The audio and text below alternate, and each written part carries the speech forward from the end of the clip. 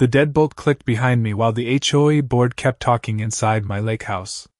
Through my own front window, I watched Brenda Whitmore point at my grandfather's fireplace like it belonged to her. Their printers were running. Their dues envelopes covered my kitchen table. Outside, 2 golf carts blocked the gravel path to the only marina gate, the one wired into my private access system. That meant every boat slip on the North Shore could be locked down with one code from my phone. Then I saw the new brass sign screwed into my cedar siding, Willowbend HOA Administrative Office. They had not just broken into my house. They had turned it into headquarters. And they had picked the one lake house that controlled every gate, dock light, and service panel around that water. The smell hit me next. Not lake air. Not pine. Hot toner, cheap coffee, and the sharp lemon cleaner Brenda always used at HOA meetings. I stood on the porch with my old key still pinched between my fingers. It didn't fit anymore. The lock was brand new. Smooth. Silver. Still cold from the package. Inside, somebody laughed. A chair scraped across my hardwood floor. My hardwood floor. The same floor my father sanded by hand after the 1998 flood. A stack of blue folders sat beside the window, each one stamped with the HOA logo. One had my address written across the tab. I stepped sideways and looked through the next pane. Brenda stood in the center of my living room wearing white linen pants and that polished smile people use when they think no one can touch them. "The lakefront office gives us better control," she said. Better control. That word landed harder than the lock. My name is Ethan Walker. I own that lake house outright. 42 years old, marina electrician, part-time boat repairman, and the guy every homeowner called when their dock lights died during a storm. I was not on the HOA board. I was not under their rules. My property sat outside their covenant line by 63 feet. That 63 feet mattered. Brenda knew it. Or she thought she did. I moved along the porch until I reached the side window near the mudroom. My tackle rack was gone. My father's waders were shoved into a plastic bin. Someone had mounted a whiteboard over the wall where my mother's fishing photo used to hang. Written across it in red marker were 3 words: Transition Plan Complete. Below that was a schedule. Office hours. Board interviews. Storage transfer. Resident access review. My throat went dry. This was not a misunderstanding. This had been planned. A printer spat another sheet onto the tray. The sound was small and mechanical, but it filled the house like a warning. Then Brenda's voice cut through the glass. "Once Ethan sees the community benefit, he'll calm down." I looked at the deadbolt again. Then at the marina gate panel beside the porch steps. Its green light blinked softly in the dusk. They had taken my house, but they had left my system alive. A black SUV rolled down the driveway behind me. Then another. More board members were arriving. The meeting was just getting started. The headlights from the arriving SUVs swept across the lake and painted long white streaks over the water. One by one, board members stepped out carrying folders, laptops, and insulated coffee mugs. They walked past me without a second glance. A few nodded politely, as if I were a groundskeeper standing near the dock. Nobody asked why I was there. Nobody questioned who owned the house behind them. The confidence was almost impressive.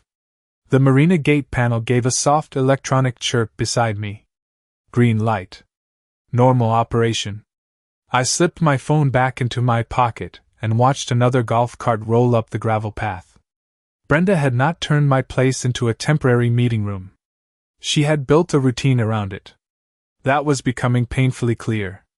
Through the front windows, I could see extension cords running across my floor. My dining table was covered with binders. Someone had placed a framed HOA logo where my grandfather's brass lake bell used to sit. The bell was missing. That bothered me more than the folders. More than the whiteboard. More than the lock. My grandfather hung that bell beside the front door in 1968.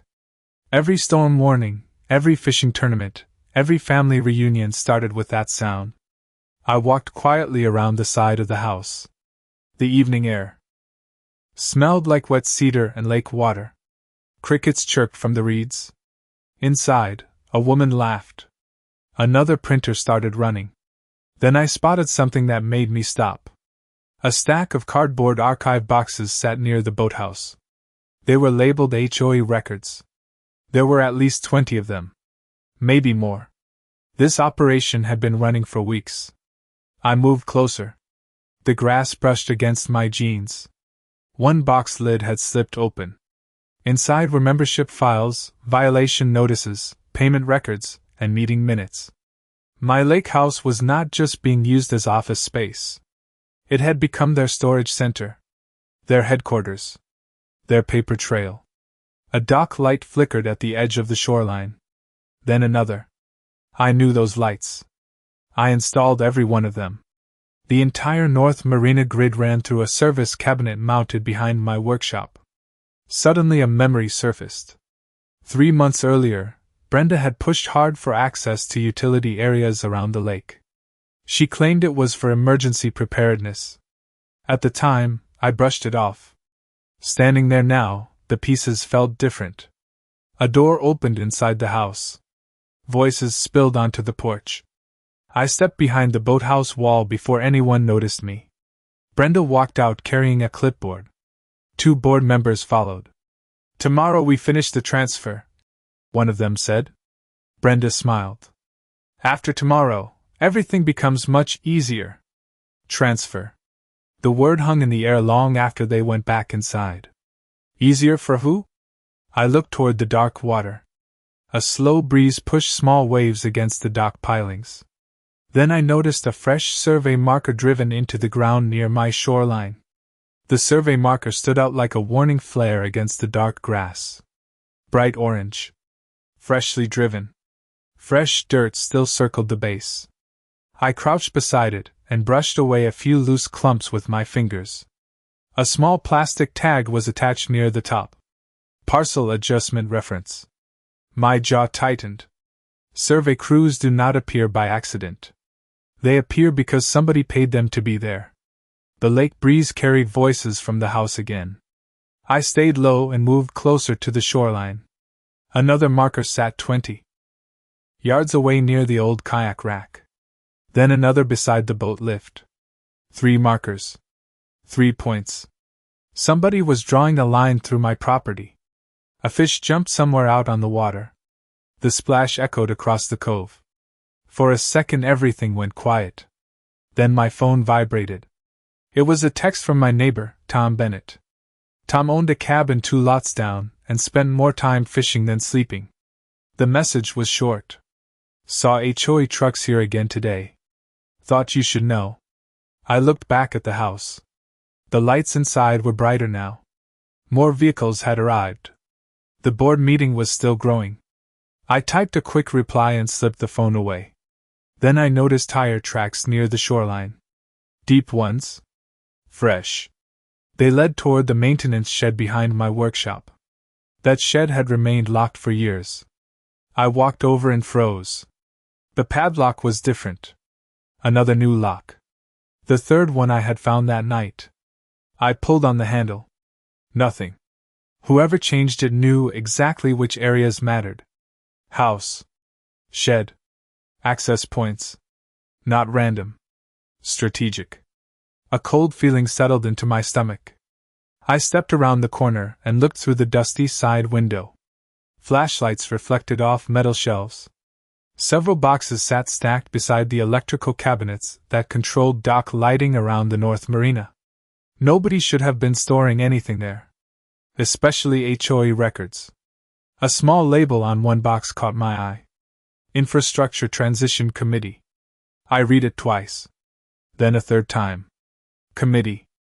Transition. Transfer. The same words kept appearing. They were planning something bigger than office space. Bigger than storage. Bigger than pretending they owned my house. Footsteps crunched on gravel behind me. I ducked behind the shed just before 2 men walked past carrying rolled maps.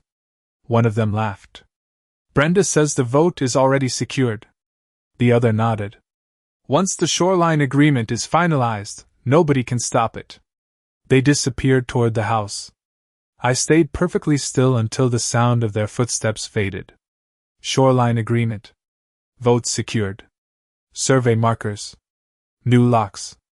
Archive boxes. Suddenly all those pieces started fitting together. Not perfectly. Not yet. But enough to see the shape of the puzzle. I looked toward the glowing windows of my lake house.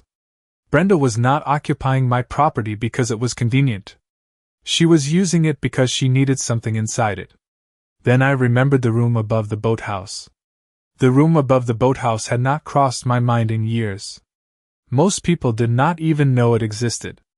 My grandfather built it as a lookout room back when this shoreline was nothing but fishing cabins and dirt roads. A narrow staircase hidden behind a storage wall led up to a small loft overlooking the entire cove. From there, you could see every dock, every boat slip, and every light on the north shore. More importantly, you could see the lake house. I moved quickly but quietly through the shadows. The air smelled like damp wood and lake water. A loose dock rope tapped against the piling with a slow, hollow rhythm. Across the property, laughter drifted from the house. The meeting was still going strong. I reached the old staircase and pulled open the weathered panel. It groaned softly. The sound made me freeze. Nobody reacted. I climbed. Dust floated through the beam of my flashlight. The loft looked exactly as I remembered. Old shelves. Faded charts. Rusted tackle boxes. Then I saw something that did not belong. Footprints. Fresh ones. The dust had been disturbed recently. Somebody had been up here. I followed the prints to the far corner. A metal cabinet stood against the wall. Locked. Another new lock. I stared at it for several seconds. That made 4. House. Shed. Workshop access. Cabinet. Brenda and her board were securing specific locations. Not random locations. Strategic ones. I shined my light through the cabinet vents. Inside were binders. Stacks of them. Some carried bright-colored tabs. Others had survey maps rolled into tubes. My pulse slowed. Whenever something stopped making sense, my father always said the answer was usually hiding in the paperwork. I backed away and looked across the room. The loft window faced the lake house. Through the glass I could see the entire meeting. Brenda stood beside the whiteboard. She looked comfortable. Confident. Like someone already celebrating a victory. Then she pointed toward a large map spread across my dining table. Several board members leaned closer. One of them traced a finger along the shoreline. Another nodded. Then Brenda lifted a document, and everyone started clapping. The sound carried faintly across the water. A celebration. For what? I adjusted my angle and noticed something else. A man sitting near the fireplace. Gray suit. Silver glasses. I recognized him immediately. Charles Mercer. County Land Survey Consultant. I had worked with him years ago during a marina expansion project. Charles did not attend neighborhood meetings. He attended projects involving boundaries, easements, and shoreline access. Seeing him inside my house changed everything. This was no longer a power trip by an HOA president. Professionals were involved now. People with authority. People whose signatures mattered. A sudden flash reflected from the dining table. A seal on one of the documents caught the light. Even from this distance, I knew that shape. County records. Official paperwork. Then Charles Mercer stood up and unfolded a much larger map. Charles Mercer spread the map across my dining table, and every person in the room leaned forward. Even from the loft, I could see colored boundary lines running along the shoreline. Red. Blue. Yellow. The kind surveyors use when property lines are about to change. Brenda stood beside him with her arms folded and a smile that never seemed to leave her face. She looked proud. Like she had already won. The room grew quiet. Charles pointed to a section near the center of the map. My section. The Lakehouse section. Several people nodded. One board member even raised a coffee cup in celebration. The sound of light applause drifted through the open window. My stomach tightened. This was no longer about convenience or office space. They were planning something permanent. A moth bounced against the loft window. Below me, the lake reflected the lights from the docks like broken glass. Then Charles turned a page. Another document appeared. He tapped the top corner while speaking. I could not hear every word from that distance, but I caught enough. Shoreline access. Community expansion. Marina integration. Those three phrases landed harder than anything else that night. Marina integration. That meant the docks. The gates. The electrical systems. Everything I maintained. Everything connected through the infrastructure running across my property.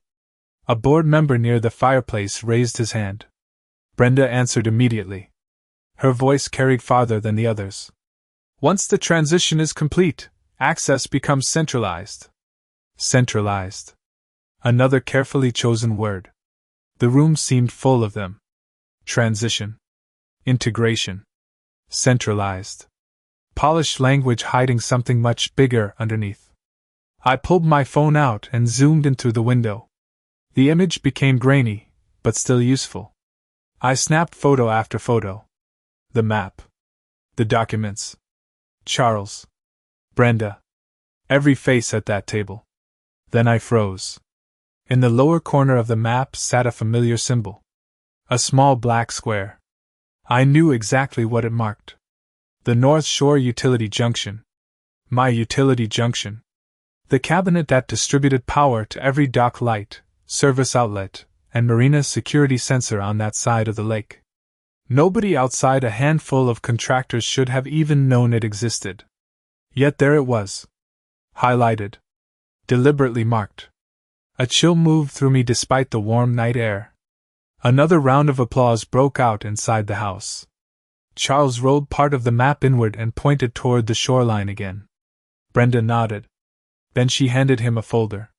He opened it. His expression changed. Not excitement. Relief. Like somebody had finally solved a difficult problem. That reaction bothered me more than anything else. Problems require obstacles. Obstacles require resistance. And at that moment I realized what obstacle they thought they had removed. Me. The dock rope below tapped against the piling again. Slow. Steady. Almost like a clock counting down. Then a board member stood up and asked a question that made the entire room go silent. The question came from a man sitting near the far end of the table. Even from the loft, I could hear him clearly. What happens if walker objects? The room went silent. No papers moved. No. Coffee cups clinked. Even Charles Mercer stopped turning pages. Brenda smiled. Not a nervous smile. Not a forced one. The smile of someone who had rehearsed the answer. He has been absent for weeks, she said. The transition process is already underway. Several heads nodded. My grip tightened around the phone. Absent.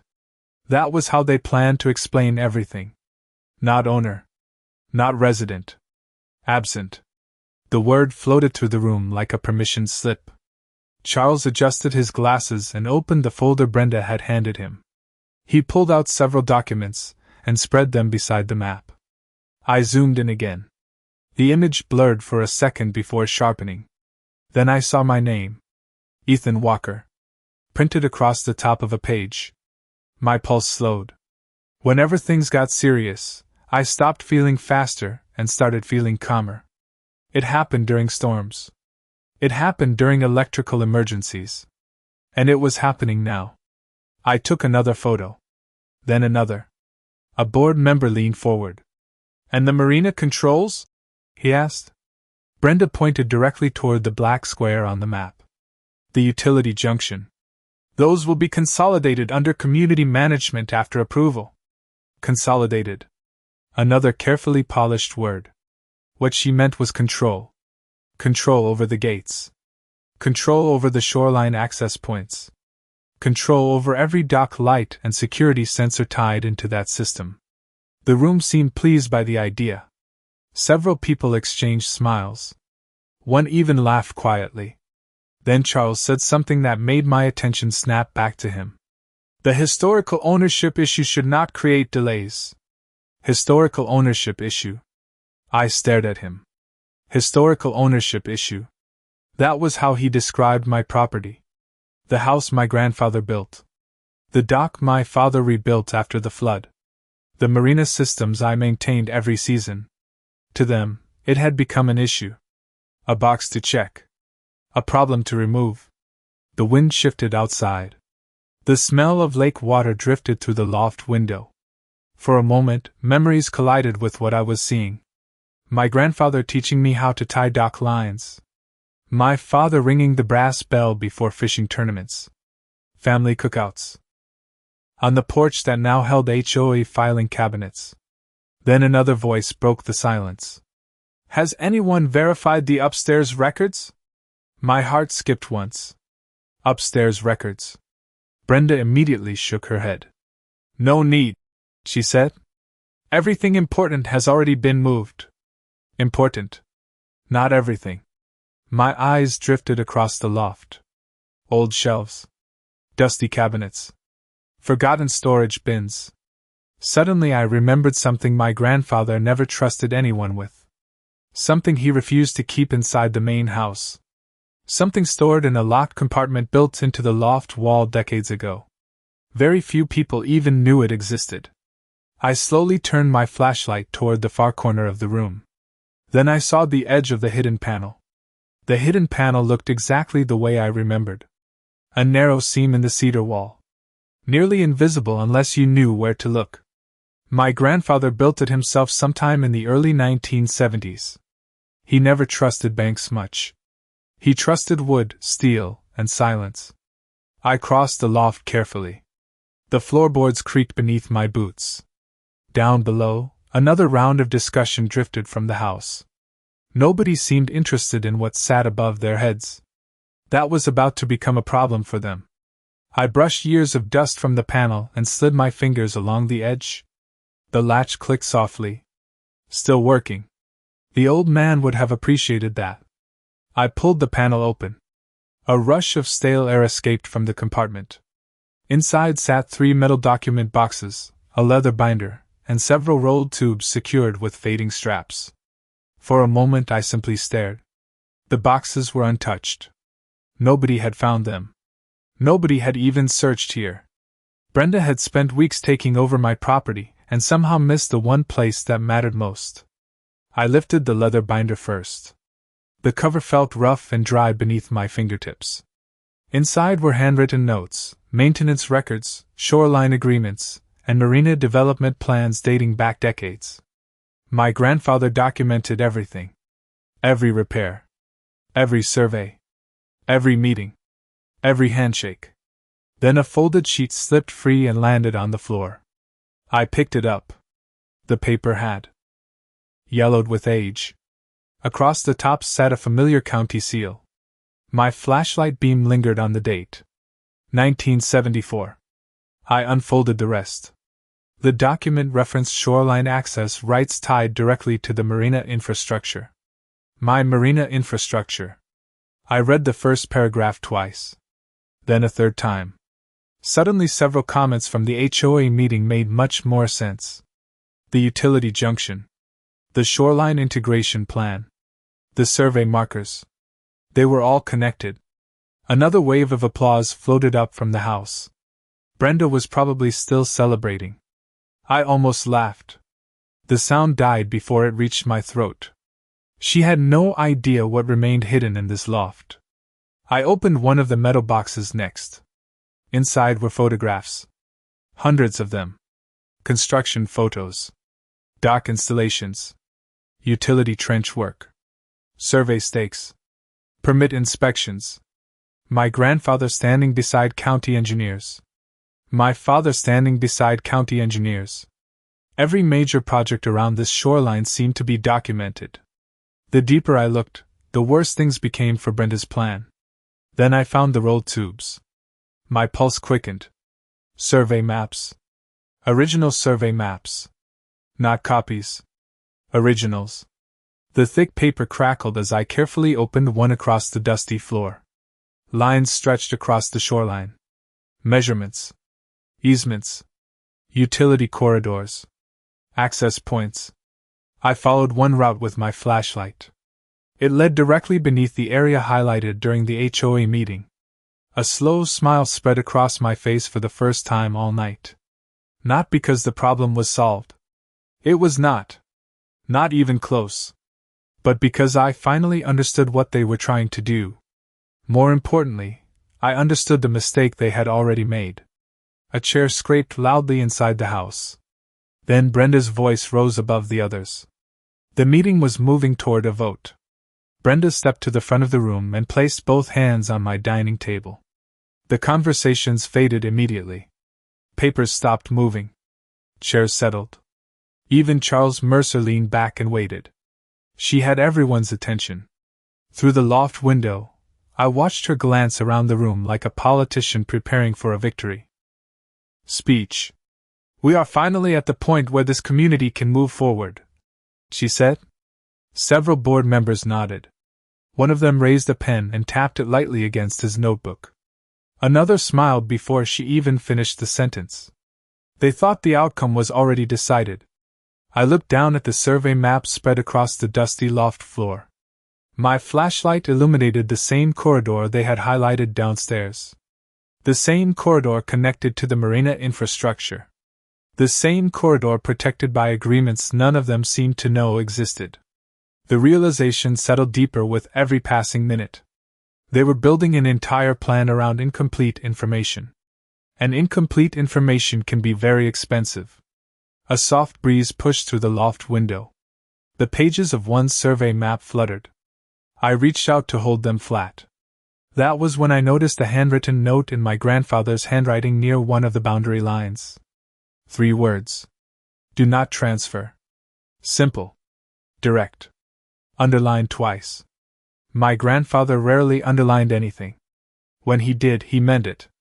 Below the note sat a reference number tied to a county filing. I snapped a photo. Then another. Down in the house, Brenda continued speaking. After approval, all shoreline operations will fall under unified management. More applause followed. The phrase sounded impressive. Unified management. Community benefit. Operational efficiency. Every sentence carried the same polished tone. Yet nobody mentioned ownership. Nobody mentioned consent. Nobody mentioned why they were sitting inside a house that did not belong to them. Then Charles stood again.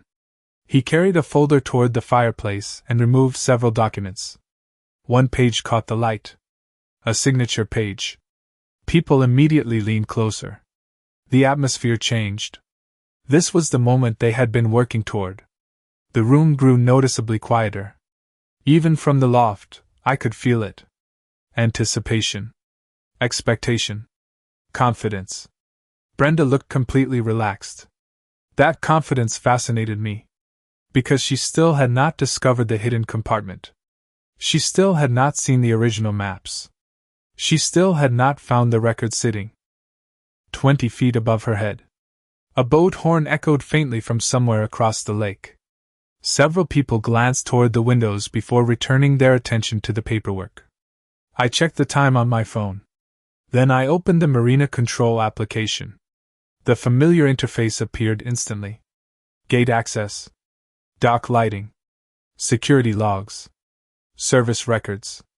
Everything was operating normally. Everything was still connected to my account. I studied the screen for a moment before locking the phone again. The timing had to be right.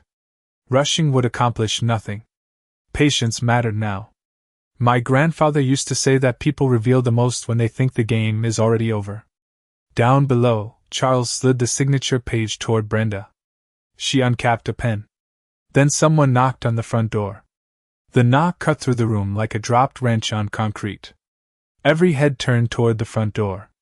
Brenda lowered her pen. Charles Mercer paused with the signature page still spread across my dining table. For the first time all night, the momentum stopped. A board member near the window stood up and opened the door. The cool night air rushed inside. I could not see who was standing there from the loft, but I recognized the voice almost immediately. Tom Bennett. My neighbor. Calm. Direct. Never in a hurry. He held up a manila envelope. Sorry to interrupt, he said, but I was asked to deliver this tonight. Brenda looked annoyed. The room exchanged confused glances. Tom stepped inside and placed the envelope on the table. Then he left. No speech. No argument. Just the envelope. The room stared at it. Brenda finally opened the clasp and pulled out several pages. Her confident smile faded almost instantly. Charles leaned forward and took the documents from her hand. He adjusted his glasses and began reading.